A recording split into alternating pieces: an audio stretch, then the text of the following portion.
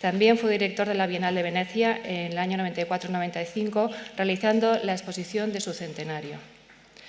Recientemente ha obtenido el título de Comendador de las Artes y Letras, oficial de la Legión de Honor, y además es miembro de la Academia Francesa. De su bibliografía solamente destacar su último libro, porque ha sido muy recientemente publicado en español, que se titula Elección de Abismo, 9 aproximaciones a Picasso, y está editado en La Balsa de la Medusa. Como digo, ha salido recientemente.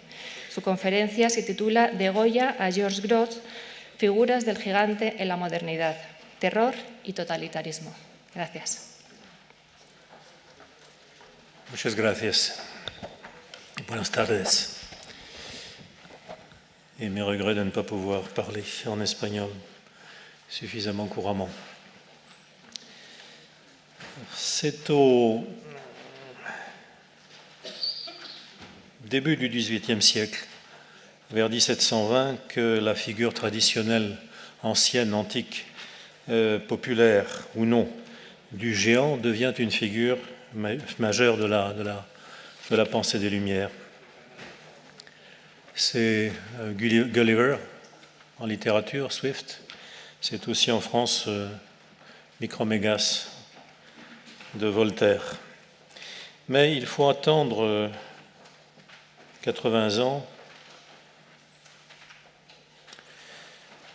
pour que la peinture, en 1800, en offre une représentation beaucoup plus saisissante avec cette gravure du colosse de Goya, qui, vous l'avez remarqué, est ici malheureusement inversée.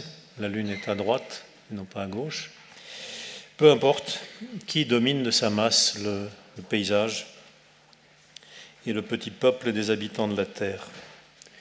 Il est clairement désigné comme un lunatique par le croissant de lune qui se trouve dans le ciel, que ce croissant soit à gauche ou qu'il soit à droite, par une erreur de reproduction. C'est une figure lunatique, il entre donc dans la catégorie de ces monstres soumis à l'influence de la lune que sont les lycanthropes, les loups-garous, les hommes monstrueux, proches des animaux et volontiers anthropophages. C'est une figure d'épouvante, c'est aussi une figure du déséquilibre spirituel ou mental de l'individu.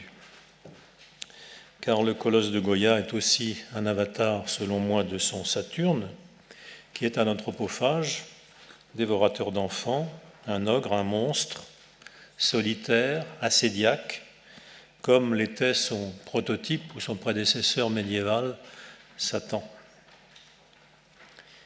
Or, cette figure va connaître au XXe siècle une étonnante postérité. Elle est chargée d'ambiguïté. Elle se présente comme une figure peut-être tutélaire, comme l'étaient les géants chez Swift,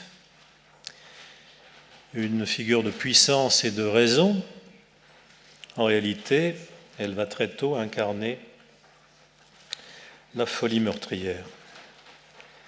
Les géants, je vous le rappelle, sont nés de la terre, comme l'indique l'étymologie, Gegenheis, engendré par Gaïa, par Gé. Ils sont fils de Gaïa, la terre, et d'Uranos, le ciel. Ce sont des entités primordiales, puissantes, qui gardent parfois de leur origine des traits primitifs animaux. On revient aux lycanthropes.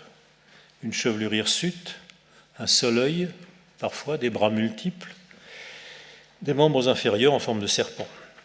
Parmi eux, il y a les titans, les cyclopes, et le groupe des 100 bras, ceux qui ont 100 bras. Ce qui les réunit, c'est une commune haine des dieux qu'ils affronteront dans des gigantomachie. Zeus en viendra à bout et il emprisonnera les titans dans le Tartare au fond des enfers. Les géants sont ainsi imaginés habiter volontiers sous les montagnes et particulièrement sous les volcans. L'un des épisodes les plus remarquables de ces luttes entre les puissances primitives et les dieux est l'épisode où Uranos, le père archaïque, sera châtré par Cronos, le plus jeune des 6 titans, qui deviendra donc connu plus tard sous le nom de Saturne. Là où les Olympiens incarnent le plus souvent la mesure et la raison, proches des humains, les géants incarnent, eux, la démesure et la violence, ce que les Grecs pouvaient appeler l'hubris et le deinos. Ils sont une figure originelle, terrible, démesurée, horrible, de la puissance première, toujours prête à ressurgir, lorsqu'ils s'échappent du Tartare, où ils sont enfermés, lorsque les dieux ne les contrôlent plus.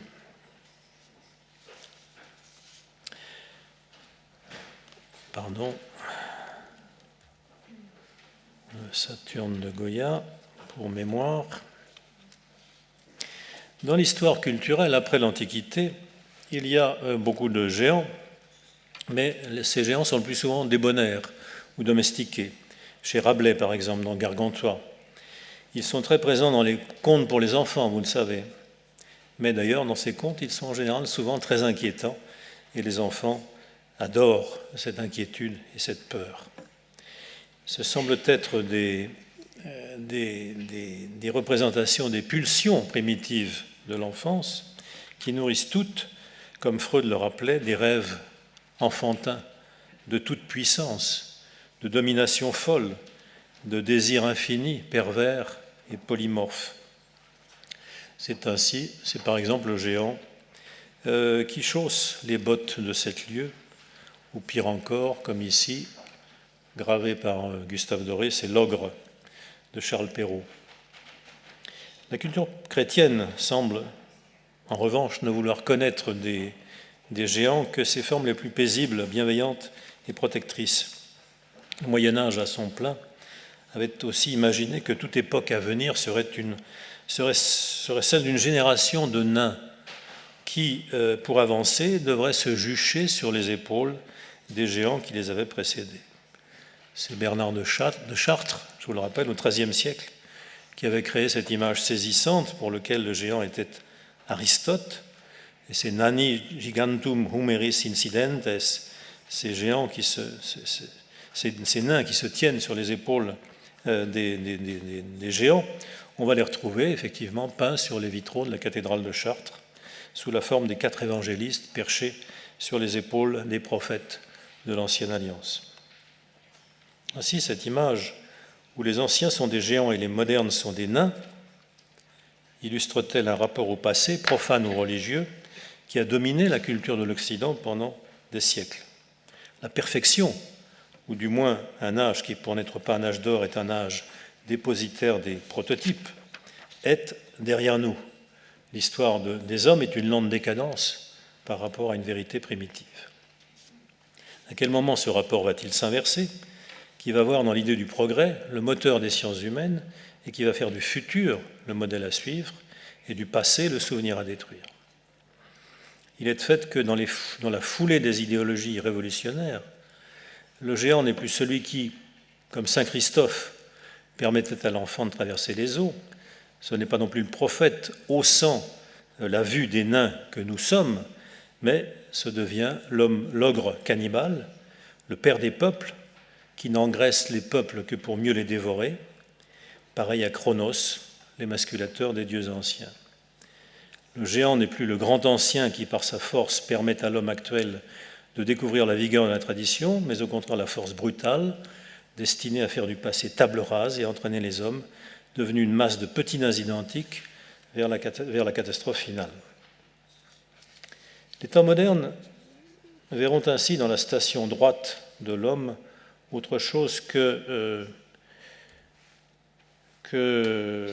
ce qu'avait vu Isidore de Séville dans ses étymologies fantaisistes, qui voyait dans le mot anthropos la faculté donnée à l'homme de regarder vers le soleil. À la Renaissance et à l'âge classique, devenu maître et dominateur de la nature, l'homme est aussi devenu la mesure et l'élan. De Polyclète à Michel-Ange, de Vitruve à cet écorché de Houdon que je vous présente ici, l'homme est la mesure du monde et il est mesuré par le monde. Microcosme, il est la mesure du cosmos et il est à sa mesure et ses mesures sont calculées dans les proportions mêmes de son corps.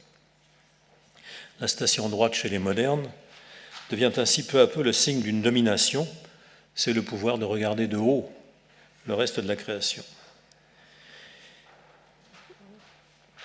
L'homme dans le monde, comme le disait Goethe, est l'homme réel, corporel, debout sur la terre, solide et bien ronde, l'homme qui inspire et expire toutes les formes de la nature. D'où est venue cette transformation? Peut-être du moment où le regard cosmologique vers le haut s'est associé à un regard historiciste et progressiste vers l'avant. C'est l'histoire, en effet, à laquelle on attribue désormais un sens qui va orienter la marche de l'homme, et cette marche qui va bientôt devenir une marche forcée viendra d'abord contrarier, puis finalement détruire le regard humain qui se tournait vers le haut. Dans les années 30, tous les champs de marche de la jeunesse supposés régénérer l'homme ancien et faire advenir en lui l'homme nouveau, qu'ils fussent Hitlerjugend, Balila fasciste ou pionniers soviétiques, reprendront toujours le même thème qui se chantait par exemple dans la ballade des Wandervogel.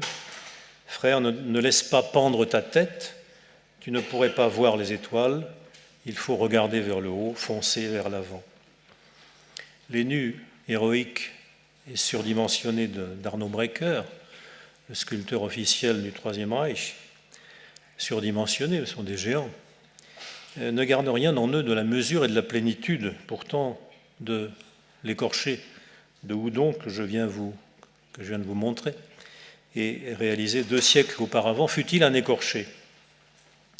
Mais justement, cet écorché ne tirait-il pas sa plénitude du fait que même à l'état d'écorché, il demeurait harmonieux, mesuré, réglé, comme la figure d'un saint Barthélemy présentant à bout de bras la peau de son martyr. Le nu géant de Breker, supposé incarner l'homme nouveau, n'est pas un écorché, c'est à l'inverse une figure parfaitement lisse, mais cette surface n'est plus qu'une peau, dirait-on, sans intérieur, une pellicule creuse, vidée de tout contenu. Cette enveloppe vide, cette variation guerrière sur l'homo bulla, illustre parfaitement l'inquiétante esthétique des régimes totalitaires habités par le souvenir des titans. L'image qui inaugure, je vous l'ai dit tout à l'heure, cette nouvelle vision des temps modernes, qui cherche à trouver une mesure commune à l'homme et au monde, un rapport mesurable, pourrait être celle qu'imagine Swift en 1725 dans ses voyages de Gulliver, et que Granville, comme ici, a représenté pareil à Anté, le géant mythologique, portant le monde. Mais évidemment, plutôt que poser un problème métaphysique ou existentiel, le géant imaginé par Swift n'est qu'une fiction destinée à poser un problème moral et politique. Géant au pays des Lilliputiens, Gulliver est un Lilliputien au pays des géants. Sa taille réelle est toujours diminuée ou magnifiée par un effet de loupe ou de microscope. La taille d'un être, ainsi, dit Swift, est relative au système de coordonnées dans lequel il s'inscrit. Les philosophes, dit-il, ont raison de nous dire que rien n'est grand ni petit que par comparaison. Nous sommes entrés avec cette phrase subrepticement dans le règne du relativisme des mœurs, des idées, voire des cultures. La chose importante est bien celle que Swift note quand il débarque à Lilliput. La taille ordinaire des gens du pays est un peu au-dessous de 6 pouces. Tous les autres animaux, aussi bien que les plantes et les arbres, sont à l'écart des hommes dans la même proportion qu'on observe entre ces objets et nous. Les chevaux, les bœufs, les moutons, les ânes, tout ce que vous voulez, les chats, les coqs, et jusqu'en bas, jusqu'à la puce et jusqu'au ciron, tous ces êtres se distribuent selon des proportions identiques à celles que l'on mesure sur notre planète.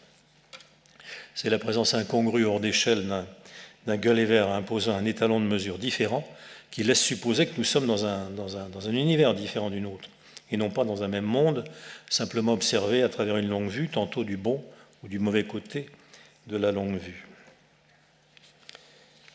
Sans recourir à la théologie, on peut dire que la philosophie des Lumières avance que dans cette chaîne des êtres, ce qu'il importe, la sagesse, c'est de garder sa place. La plénitude et la continuité sont deux qualités essentielles de cette échelle. Elle est pleine, elle est sans rupture, et l'homme y a son juste milieu.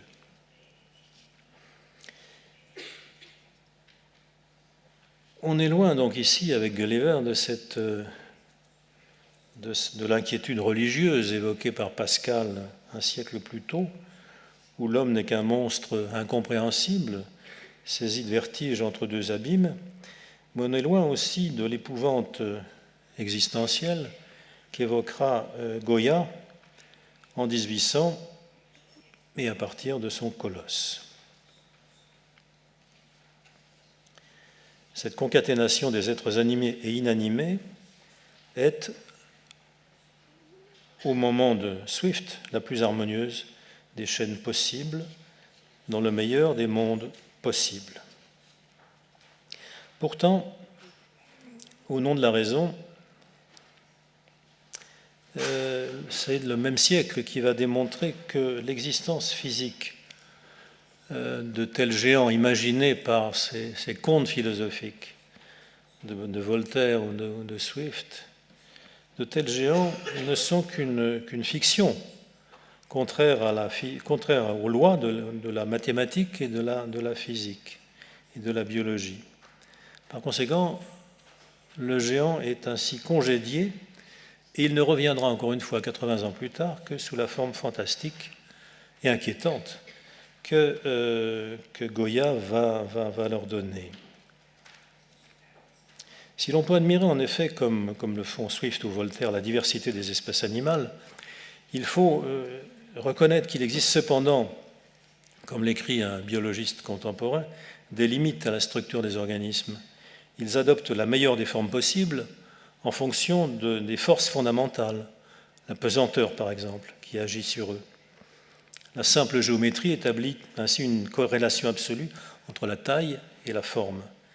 Puisque le volume évolue en fonction du cube de la longueur par la longueur par la longueur, alors que la surface n'augmente qu'en fonction de son carré, donc le volume augmente beaucoup plus rapidement, beaucoup plus vite que la surface. Il en résulte par exemple que les os des gros animaux augmentent en épaisseur, vous verrez où je veux en venir, disproportionnellement pour parvenir à la même résistance relative que les os très fins d'une créature de petite taille. Autrement dit, un géant comme Gulliver, dont la conformation est identique à la forme d'un homme de taille normale, dont il ne serait que la projection agrandie, en réalité, s'effondrerait sous son poids.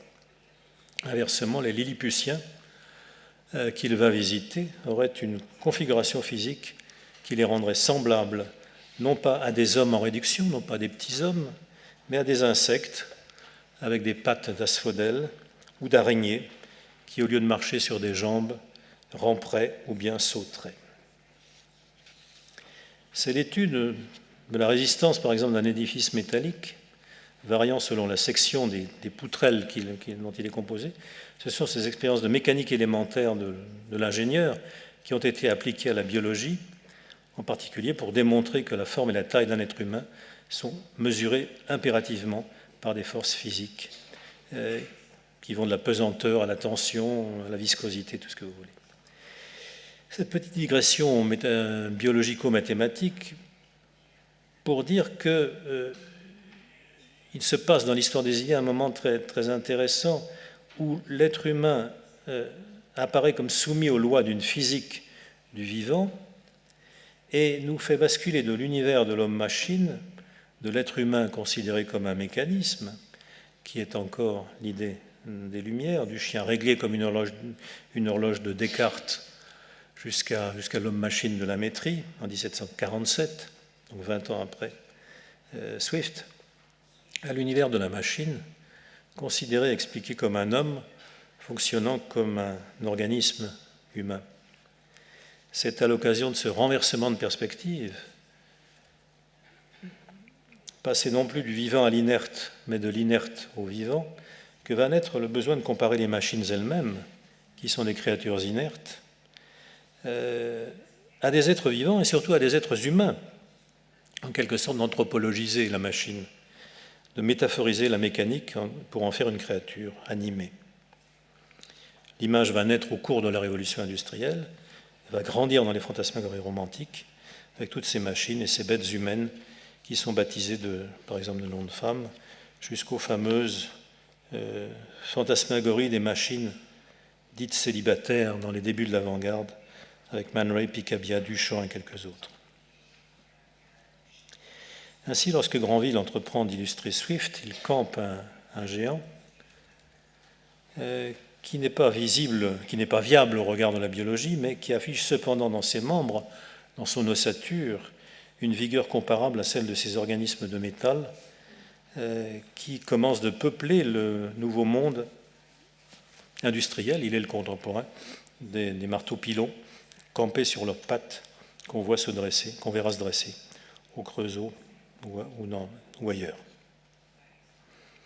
Tout cela pour dire que lorsque la biologie va s'intéresser à ces variations de forme et de structure de l'être humain, l'un d'entre eux, Hadan, qui est l'inventeur de la soupe primitive, méditant à son tour sur les lois de la biologie, de la vie animée, qui ne sont pas celles de la simple arithmétique inanimée, Hadan va constater que pour chaque type d'animal, chaque forme d'organisme, il y a une taille optimum au-delà de laquelle les fonctions vitales ne peuvent plus s'exercer. Il se permet, en conclusion de son étude, d'étendre sa réflexion à ces organismes particuliers qui sont les sociétés humaines et leur organisation. Et il conclut plaisamment qu'aux yeux du biologiste, le socialisme est largement un problème de taille. Un petit État de la taille d'Andorre ou du Luxembourg pourrait se gouverner aisément selon un système socialiste de production nationalisée, mais il ne lui est pas plus facile d'imaginer un empire britannique ou des États-Unis complètement socialisés que d'imaginer, dit-il, un éléphant faisant des cabrioles ou un hippopotame sautant des haies. Nous reviendrons sur cet aspect à propos du Léviathan de Hobbes, mais c'est posé là le problème du gigantisme des États totalitaires que seul un géant pourrait gouverner.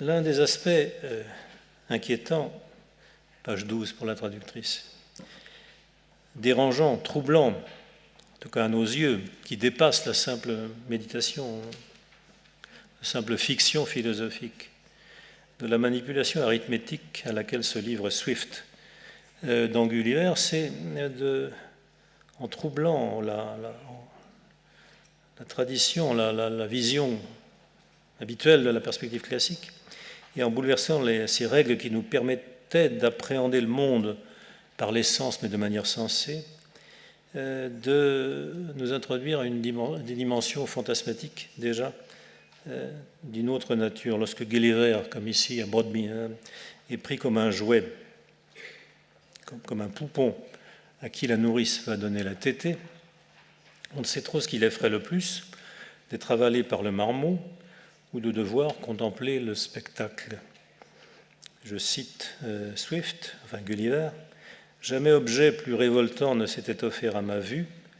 Je ne sais comment décrire ce sein monstrueux. Qu'on se figure qu'il avait 6 pieds de saillie et au moins 16 de circonférence. Le mamelon était gros comme la moitié de ma tête et sa couleur et celle des alentours étaient nuancées par tant de taches et de boutons qu'il n'y avait rien de plus hideux. Les belles peaux de nos dames ne nous semblent belles telles que parce qu'elles sont dans nos proportions. Et en effet, vues au microscope, les traits les plus fins et les plus unis paraissent grossiers et mal colorés. » Cette expérience de Gulliver simplement reste vécue comme une expérience de physique amusante, si je puis dire, alors que d'anamorphose troublante, alors qu'à partir de Goya chez les romantiques, cette expérience va devenir existentielle, centrale et cruciale, en ouvrant un spectre qui va être celui à la fois du dégoût et en même temps de l'ignoble, du grotesque, mais aussi de la peur et parfois de la terreur. Quand on mélange les échelles, évidemment, vous entrez dans un univers vous allez au-delà de la simple réflexion philosophique sur l'égalité des mœurs, des coutumes et même des cultures, mais vous vous trouvez dans des positions, existentielles, de devoir survivre à la condition nouvelle qui vous est faite, comme par exemple lorsque le pauvre Gulliver, dans le royaume des géants, se trouve attaqué par une souris. Cette imagerie, ou par un rat, si vous voulez, cette imagerie se retrouvera régulièrement dans les contes pour enfants. En particulier, vous avez tous lu Alice au Pays des Merveilles, lorsqu'elle est croisée par une souris, effectivement. Ça pose des problèmes. Ou en Italie, dans les contes de Pinocchio, encore une petite poupée de bois, incertaine de son existence, incertaine de sa taille, incertaine du matériau dont elle est faite, croise des animaux plutôt inquiétants. Pinocchio, d'ailleurs, toute son histoire va consister à se demander quelle taille est-ce que j'ai, combien mesurais-je, comment puis-je me repérer dans le monde nouveau des êtres vivants et animés dans lesquels je vais pénétrer, moi qui ne suis qu'une petite marionnette en bois. Alice aussi, d'ailleurs, chez Lewis Carroll, de la même façon, se pose très longuement, très longtemps, des problèmes de savoir qui suis-je, en particulier au moment à ce passage délicat entre l'enfance et l'adolescence, lorsque l'enfant n'est pas sûr ou l'adolescente n'est pas encore sûre de la taille exacte qu'elle doit avoir, où elle grandit, d'une façon effrayante. Là, je vous montre un peu comme un excursus, mais pour vous montrer à quel point tout cela est tout à fait de notre époque, c'est inspiré sans doute d'Alice au Pays des Merveilles, de Lewis Carroll, une sculpture d'un sculpteur australien contemporain qui s'appelle Ron Muoch, qui travaille avec de la fibre de verre et qui fait ces personnages extraordinairement hallucinants de présence. Mais évidemment, si vous voyez cette jeune fille qui ressemble tellement à Alice de Carroll, vous ne pouvez pas lui donner de taille parce que vous n'avez pas d'échelle de comparaison. Là, on se retrouve dans la même situation avec ce petit garçon qui se regarde dans une glace que le Pinocchio de Cole le dit tout à l'heure. Tant qu'il est face à lui-même, tant que c'est son reflet qu'il découvre de lui-même dans un miroir, on ne peut absolument pas lui assigner une taille. Et lui-même est dans l'angoisse de ce passage de l'enfance à l'adolescence où il ne sait pas exactement de quelle taille il est, où est-ce qu'il se tient, où est-ce qu'il se situe dans le monde des adultes dans lequel il va pénétrer. C'est pareil, même expérience du miroir chez Alice et chez Lewis Carroll. Et ce garçon de Ron Muoch que vous avez vu tout à l'heure, en fait, comparé aux humains, apparaît comme Gulliver, un géant tout à fait étonnant qui mesure 5 mètres de haut. C'est la sculpture qui a été présentée à la Biennale de Venise en 1995, si j'ai bonne mémoire. Et quand on voit les visiteurs, évidemment, tout de suite, on voit le problème de la taille. Là, c'est encore un géant fait par Muoch qui mesure 5 mètres à peu près de haut. Et là, on revient à notre colosse de Goya, avec ce personnage du gros homme également sculpté par Ron Muoch, qui, prostré, assis dans un coin, solitaire, la main gauche à la mâchoire, le regard fuyant, un lunatique, évidemment, un personnage inquiétant, sans doute marginal, un peu psychotique sur les bords, sans doute, et il mesure en fait 2,5 mètres de haut, c'est-à-dire que s'il se développait, il ferait 5 mètres également dans les hauteurs. C'est un géant à la façon du colosse de Goya, qui a la posture de ce colosse saturnien de Goya, atrabilaire, lui aussi dans la pose canonique du mélancolique, du lunatique, effondré sur lui-même, à la fois abattu, prostré, mais en même temps très certainement très dangereux. C'est en fibre de verre ensuite qu'elle est peinte. Et ça mesure et ça pèse à peu près 40 kilos.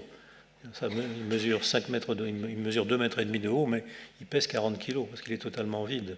C'est une fine pellicule de fibres de verre qui le compose. Là aussi, il y a une espèce de métaphore sur l'homo bulla qui nous est proposée. C'est un homme énorme, obèse, mais en fait, c'est une bulle qui va éclater. Voilà, cette fois-ci, la gravure est dans le bon sens, avec la lune à droite. Donc, on va examiner maintenant, dans la demi-heure qui nous reste, comment toutes ces figures du géant qui sont nées de l'hubris romantique ont évolué pour illustrer cette fois les révolutions et les terreurs politiques des régimes de notre temps. Oui, là encore, c'est une image de Goya, mais qui rappelle aussi, de façon assez étonnante, certains passages du Gulliver de Swift, lorsque Gulliver, allongé sur la plage, est assailli par le petit peuple des Lilliputiens.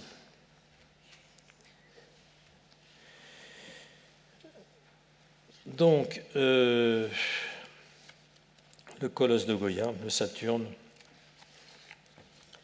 ça n'est plus le géant imaginé par Voltaire ou par Swift. Pour illustrer une fable philosophique, il s'agit bien du Saturne, le dieu des moissons et du temps, du père, archaïque et cannibale, celui qui, comme on le dira plus tard, à propos des révolutions, va dévorer ses propres enfants. Le géant de Goya, s'il est une figure de l'homme sauvage, n'est plus le bon sauvage à la Bougainville, quand il croyait voir dans la Polynésie une nouvelle cithère. Ce n'est plus l'homme de nature, naturellement bon, que Rousseau rêve de rencontrer ou de retrouver. Un personnage éminemment solitaire, éminemment singulier. La différence de taille, comme dans le Colosse, n'est plus le prétexte à une réflexion ironique sur la sottise ou l'intelligence d'un être infiniment petit ou d'un être infiniment grand. Elle devient une apparition brutale qui provoque la terreur, comme le dieu anthropophage des guerres ou des révolutions. La peinture, j'en ai oublié une, là, ça ne fait rien. Je parle du Saturne que je vous ai montré au début, que vous avez en tête, s'inscrit vous le savez, dans la série des peintures dites noires qui ornaient la Quinta del Sordo, et elle est elle-même une figuration d'épouvante qui traversera tout le siècle et dans laquelle il est difficile de ne pas reconnaître l'effroi provoqué par les armées napoléoniennes dont il a décrit souvent les horreurs. C'est en tout cas le premier géant du monde moderne que l'on peut associer à l'idée de la destruction et de l'horreur des révolutions menées au nom des droits de l'homme. Dans la série des disparates, comme dans un monde qui se renverse, ce sont les soldats français qui vont fuir épouvantés par l'apparition géante d'un fantôme. Ce sont ces fantômes démesurés, ce sont on dirait en français, des croque-mitaines, des loups-garous, des spectres de toutes sortes, qui traversent le monde, un monde où la raison s'est endormie et dans lequel, en effet, les monstres pullulent. Le géant n'est plus ici épreuve de la raison, de la sagesse, de la mesure, mais il incarne au contraire la violence, la folie, la solitude, la marge.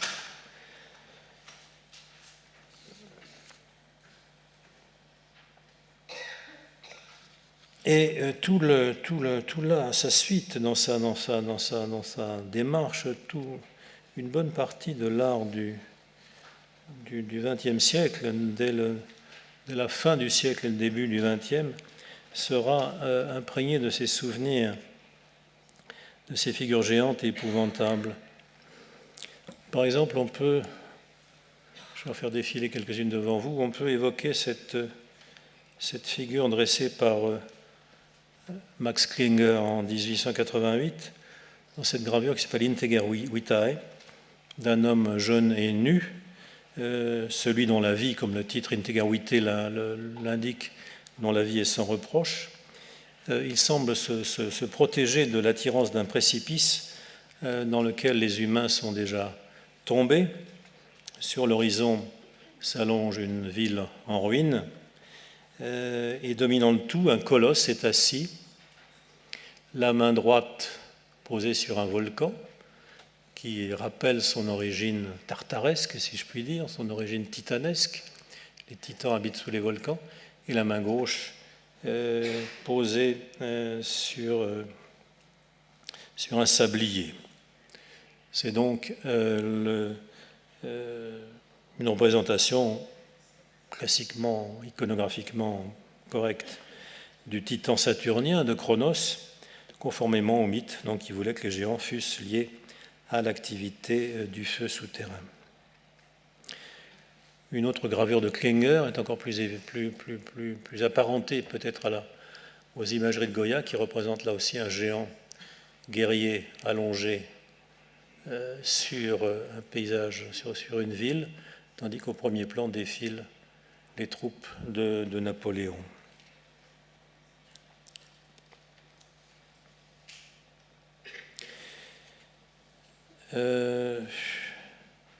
Oui, c'est une gravure de 1910 qui s'appelle La guerre, non forte. Alfred Kubin, l'artiste peintre autrichien, a été influencé à la fois par Goya et par Max Klinger. On ne va pas donc quitter avec lui le souvenir des désastres des guerres napoléoniennes et associé à l'idée du géant qui surgit au-dessus de l'horizon comme une espèce de spectre épouvantable qui accompagne les troupes de l'armée d'abord victorieuse et ensuite défaite. En 1903, Kubin, encore lui, dans un très curieux dessin, représente une figure qu'il appelle Anarchie, comme une espèce de goule géante qui domine le petit monde grouillant des humains. L'œuvre la plus saisissante que Max Klinger ait faite à cet égard, et dans ce registre iconographique, c'est ce dessin qu'il appelle Der Krieg, lui aussi comme Klinger, 1912, un guerrier gigantesque, armé de sa hache, et qui s'avance pour écraser de son pied une petite armée de piques, dressant vers lui ces piques totalement dérisoires.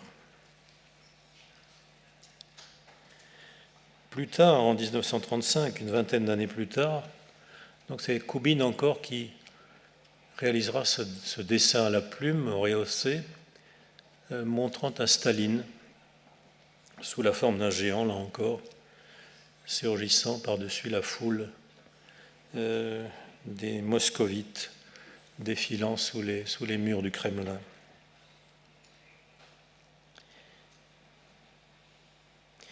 Toute cette symbologie va se retrouver dans les années 20 et 30 pour accompagner la montée des diverses révolutions communistes, fascistes, national-socialistes.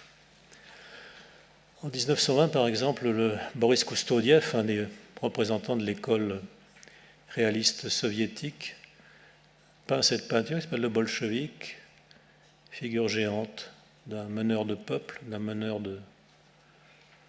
du militant qui conduit les peuples vers les lendemains qui chantent en déroulant un immense drapeau rouge qui court à travers toutes les rues de Moscou, et à ses pieds toute la foule du peuple qui le suit, du prolétaire qui le suit. Alors, l'image est ambiguë, comme toujours ambiguë est l'image du géant. Est-ce qu'il s'agit d'un commissaire du peuple montrant aux camarades qui se prestent à ses pieds, comme les Lilliputiens conduits par Gulliver, la voix d'un lendemain radieux, ou bien est-ce que c'est plutôt un avatar, là aussi du Saturne de Goya, s'apprêtant à dévorer les fils de la Révolution rouge? À l'autre bord, côté italien, Mario Sironi, qui était le peintre officiel du régime fasciste, va dresser du Duce une image moins ambiguë. C'est une statue équestre colossale de Mussolini, dans la tradition de l'art équestre italien, du Colleone, si vous voulez. Une image obligée, une figure obligée de la rhétorique fasciste. La seule chose évidemment étrange, c'est la démesure du cheval par rapport à la petite masse, à la petite théorie des personnages groupés sous les jambes du cheval, qui sont des militants fascistes avec leurs bottes. Sironi, en tant que peintre militant du régime fasciste, a développé aussi toute une série de peintures dénonçant ce qu'on appelait à l'époque le péril rouge. Alors là, cette fois-ci, le géant, c'est au contraire le bolchevique rouge armé de sa hache qui va apporter la désolation et la mort parmi le peuple de Milan. L'image la plus singulière, la plus frappante, c'est peut-être celle imaginée par Rudolf Schlichter en 1937, qui s'appelle « Puissance aveugle ». Schlichter avait été membre du Parti communiste allemand, puis interdit de peindre évidemment par les nazis, se rapprochant ensuite de l'Église catholique, et en 1937, peignant cette espèce de figure terrifiante d'un géant, coiffé d'un casque, armé du marteau et de l'épée de Thor, dieu de la guerre, revêtu d'un baudrier qui représente 7 petits personnages représentant les 7 péchés capitaux, parmi lesquels la colère, la fureur, l'envie, la luxure, tout ce que vous voulez, s'avançant lui aussi comme vers un précipice, comme dans la gravure de Klinger que je vous ai montré au début, Integer Vitae, et des villes qui brûlent dans le lointain. La figure, évidemment, en même temps, semble se rappeler de la guerre de Koubine que je vous ai montré tout à l'heure, qui est un autre géant armé d'une hache gigantesque et qui s'avance vers une armée lilliputienne. Là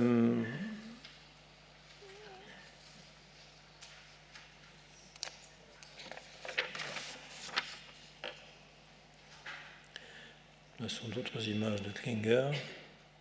Montre à quel point toute cette imagerie est tout de même extrêmement répandue entre 1880 et 1920. Oui, voilà à nouveau l'image de Klinger de 1912. S'il fallait trouver l'origine de cette image du géant qui conduit les révolutions de notre temps, il faudrait en fait aller en chercher l'origine peut-être avant l'époque des Lumières, dans la figure du Léviathan imaginé par Thomas Hobbes en 1651. Selon la philosophie, dans l'état de nature, les hommes sont naturellement agressifs, en état de guerre larvée, la guerre de tous contre tous, écrit Thomas Hobbes, et seul un pouvoir politique absolu, auquel obéiront par un contrat social les individus, est en mesure d'apporter la paix et la sécurité et les bienfaits qui en découlent à la curieuse engeance humaine. Cet état totalitaire, Hobbes va l'appeler le Léviathan, parce qu'il attribue au roi souverain des droits et des pouvoirs absolus. Le frontispice du livre que vous avez ici a été gravé par Abraham Boss sous forme d'un géant qui surgit à mi-corps d'un paysage de montagne. Alors je n'ose pas dire comme la peinture de Goya, le Colosse, puisque cette peinture actuellement est en discussion pour savoir qui est de la main de Goya et qui est de la main d'un autre peintre. En tout cas, même si ce n'est pas Goya, c'est tout de même une peinture qui a considérablement influencé, quel que soit son auteur, la production du XXe siècle. Et là, effectivement, on a l'impression que c'est une espèce de préfiguration de ce géant qui surgit à mi-corps terrifiant d'un paysage derrière un vaste paysage, tenant l'épée du pouvoir civil et la crosse du pouvoir ecclésiastique, et dont le corps est composé des milliers de visages, des milliers de têtes, vous ne pouvez pas tellement le voir ici, de ces sujets. Tout son corps est composé de petites cellules qui sont en fait les têtes de ces sujets. Évidemment, ça ressemble à ce tableau qui est peut-être encore de Goya ou qui peut-être ne l'est plus. Ça ne change pas, à vrai dire, beaucoup ma démonstration.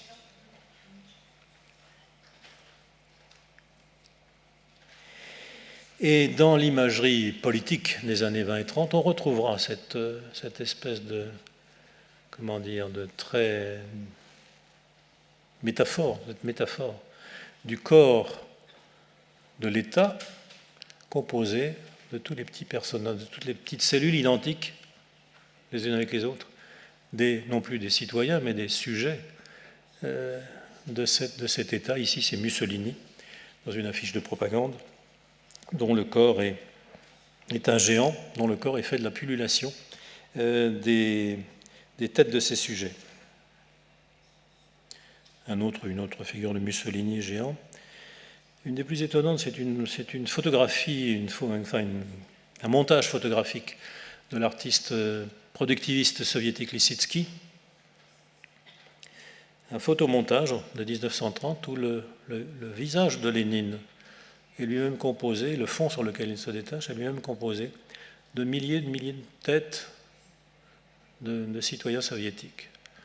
Le tissu, si vous voulez, le visage de Lénine est fait comme une anamorphose, si vous voulez, à la Arcimboldo, de la pullulation des sujets qu'il a sous sa domination. Vous pourrez multiplier comme ça les images, une main qui est faite de toutes les mains dressées. Et à la même époque, dans les années 30, se diffuse toute une école de macrophotographie, microphotographie, de cellules, de sujets scientifiques, de végétaux, où on est aussi fasciné par la croissance, la prolifération, la pullulation d'un organisme à partir de cellules identiques. Et ces photos sont tout de même assez étonnamment semblables à celles que diffuse la photographie productiviste soviétique, avec ces personnages indéfiniment répétés, indéfiniment clonés, indistincts, qu'ils soient dans des armées ou qu'ils soient de pacifiques, j'allais dire footballeurs sont plus indisciplinés, de pacifiques gymnastes, comme ici, dans le stade Dynamo à Moscou. Voilà, d'autres coupes végétales, cellulaires, qui sont étrangement semblables les mêmes années à ces proliférations, à ces organisations de défilés, de marches, de parades. Ici, c'est plus à Moscou, c'est dans l'Allemagne nazie. Là, on est à nouveau chez les Russes. Toujours cette réduplication à l'infini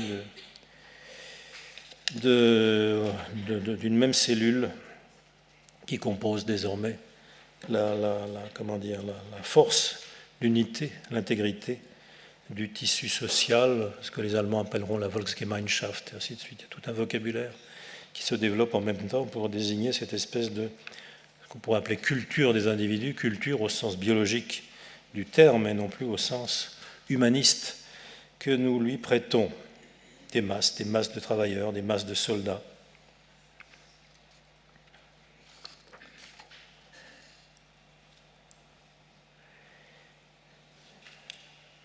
L'image la plus, pour la traductrice, c'est page 19. Je saute un peu selon le temps.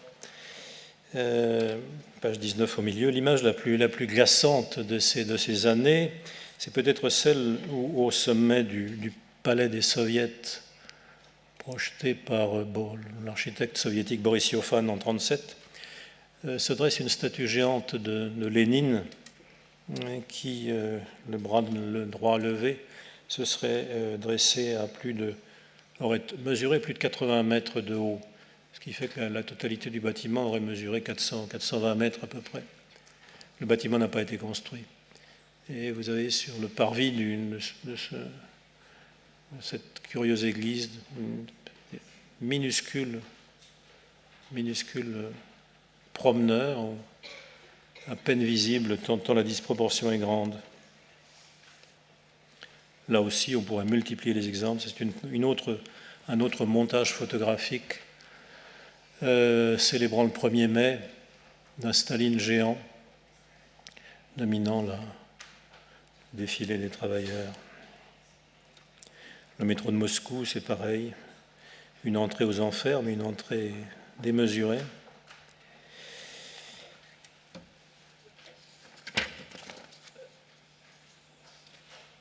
Pour passer de l'autre côté, si je puis dire, une image peu connue de l'artiste allemand Georges Gross, l'un des représentants majeurs de l'expressionnisme allemand, du mouvement Dada, puis de l'expressionnisme allemand, interdit de peindre lui aussi par les nazis à partir de 1933, puis qui va se réfugier à New York, aux États-Unis. C'est un tableau qui s'appelle Hitler aux enfers, et plus exactement Caïn et Abel, puisque effectivement, vous avez le cadavre du frère, je ne sais pas s'il est très visible, mais qui est allongé ici, avec sur le ventre, allongé, tué par son frère. Là encore, des villes brûlent dans le fond, et de l'abîme montent vers lui comme des petits Lilliputiens, mais des Lilliputiens réduits à l'état de squelette. C'est plutôt Goya. Tous les morts, les millions de morts qu'il a précipités dans la fosse. Cette image assez peu connue, assez étonnante de Georges Gross, elle aussi est l'héritière, parce que c'est une image de 37-38, et l'héritière de toute une série de graphiques qui va accompagner la montée du national-socialisme en Allemagne en 31, 32, 33, en particulier des dessins faits par un artiste allemand peu connu, Paul Weber, qui a illustré un livre d'un écrivain philosophe qui s'appelait Ernst Niekisch, qui a été l'un des principaux opposants à Hitler, mais opposant à Hitler dans le sens qu'il voulait créer un national-bolchevisme qui se serait opposé au national-socialisme.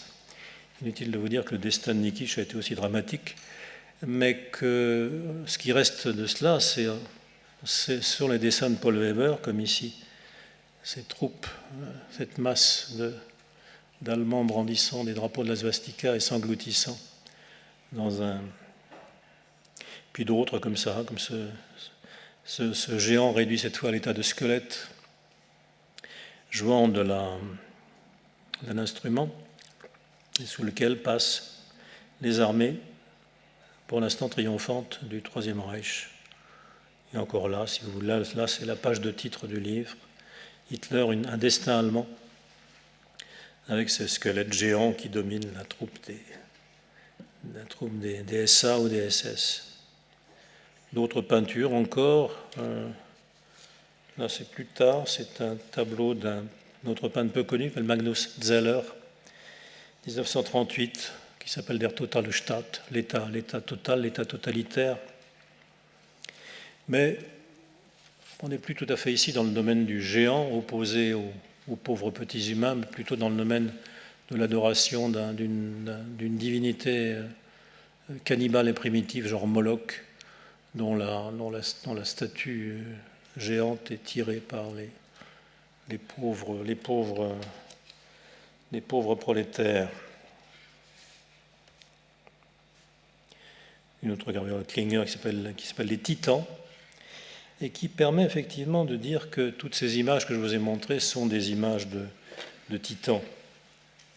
Dans son livre, écrit en 1934, Le Travailleur, Ernst Jünger dessine la figure mythique d'un homme nouveau qui apparaît au seuil des années 30, adapté à la nouvelle réalité, qui est celle d'un monde entièrement dominé par la technique. Le travailleur s'est effectivement réveillé du sol souterrain dans lequel il dormait, la figure d'un titan. Le travailleur n'est pas la simple incarnation du prolétariat sur lequel les totalitarismes de droite comme de gauche vont vouloir s'appuyer. Le travailleur est vraiment la figure du mythe. L'âge des dieux est passé, dit-il, et les dieux se sont éloignés. Reprenant comme ça ainsi le mot de Hölderlin, les dieux s'éloignent et nous sommes entrés de nouveau dans l'âge des titans. Il rappelle d'ailleurs plusieurs fois dans son œuvre que l'ère moderne a commencé en 1912 avec le naufrage du plus grand navire que l'homme ait jamais construit, une merveille de la nouvelle puissance technique qui s'appelait précisément le Titanic. La technique, donc, c'est en même temps la libération d'une inimaginable source d'énergie.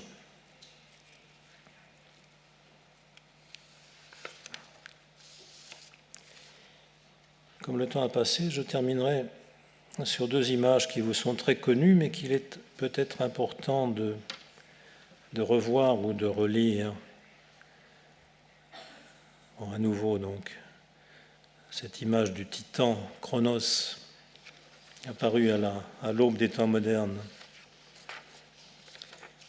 et incarnant bien cette puissance terrifiante, cannibalesque, anthropophage, que Goya a pour la première fois peint, réalisé d'une manière inoubliable, et qui ouvre les temps modernes. Et je terminerai sur deux images que vous connaissez plus, et que vous connaissez beaucoup plus, sans doute, que beaucoup de celles que je vous ai montrées, mais qu'il est intéressant de revisiter, de revoir à la lumière de cette rapide digression sur la figure des titans et des géants. C'est évidemment le tableau de Salvador Dali, Prémonition de la guerre civile, qui est une espèce de géant, figure géante qui se dresse sur un paysage, comme on l'a vu tant de fois présenté, d'un organisme qui semble être divisé et dont une partie se rebelle contre l'autre partie jusqu'à la dévoration totale. Et l'autre figure contemporaine, c'est celle de Max Ernst, L'Ange du foyer, qu'il peint en 1933, sur lequel on a beaucoup glosé, mais en fait qui est la figure d'un géant qui monte du sol, qui s'élève au-dessus du sol, démesuré, terrifiant, comme le colosse de Goya, et dont le corps est composé de matériaux étranges. Il a des griffes d'animal, il a une patte, il a un sabot de cheval, il a des éléments de son corps qui semblent comme des plantes végétales, mais en même temps vaguement carnivores, même tout à fait carnivores. Sur les bords, il est à la fois couvert d'écailles, relève des animaux à écailles, mais en même temps, la tête est recouverte de plumes, et elle semble elle-même, toute cette tête, sortir, émerger d'un œuf, comme un poussin, si vous voulez, monstrueux, émerge de sa coquille brisée. Figure terrifiante qu'il peint en 1933, évidemment à une époque extrêmement chargée d'inquiétude et d'angoisse. Oui, là, c'est petites choses qu'on a découvertes récemment, qui est vraisemblablement la tête de cette bestiole terrifiante, sur laquelle on a beaucoup glosé, a peut-être été inspiré à Max Ernst par ce qu'on appelle au Canada, enfin en Amérique du Nord, les Thunderbirds, les oiseaux du tonnerre, adorés et sculptés par les Indiens de la côte ouest des États-Unis. À la Renaissance, pour conclure, les humanistes avaient souvent comparé Saturne à Satan. C'était pour des raisons d'euphonie, à un âge où l'on cherchait dans les rencontres de mots, et bien avant le hasard objectif de Breton, les signes occultes d'une connaissance. Mais la figure du dieu cannibale, gouvernant en tant que planète Saturne, la plus éloignée de la Terre, les humeurs à la fois les plus noires et les plus hautes, ressuscite aussi une image médiévale très familière. C'est celle d'un diable mélancolique et gigantesque, comme le colosse de Goya, assis au fond de son enfer et dévorant un par un, comme distraitement, tous les damnés qui passent à portée de sa main. Voilà, je serais ravi de répondre à vos questions ou éventuellement de préciser tel ou tel point qui vous semblerait obscur. Je vous remercie.